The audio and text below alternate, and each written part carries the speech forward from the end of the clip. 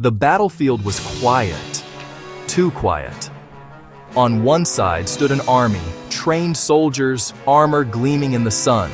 On the other side, another army, tired, nervous, unsure. And then, a giant stepped forward. His name was Goliath. Every day he shouted the same message. You don't stand a chance. And every day, fear spread through the camp like a cold wind. Now, somewhere far from the battlefield, a young shepherd named David was doing what he always did, taking care of sheep. He wasn't trained for war. He didn't have armor. He wasn't on anyone's list of heroes. But one day, David heard the giant's voice, and instead of fear, he felt something else. He felt clarity.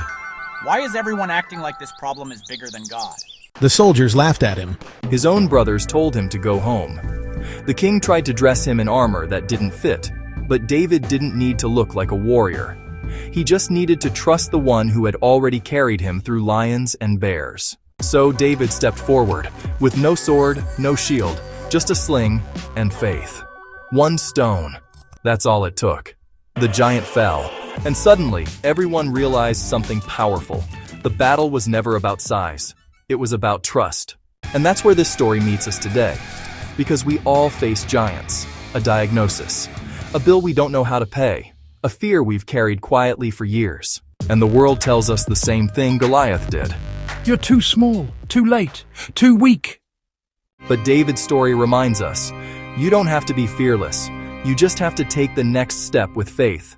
Sometimes the victory doesn't come from being strong. It comes from being willing. And often the stone you already have in your hand is enough.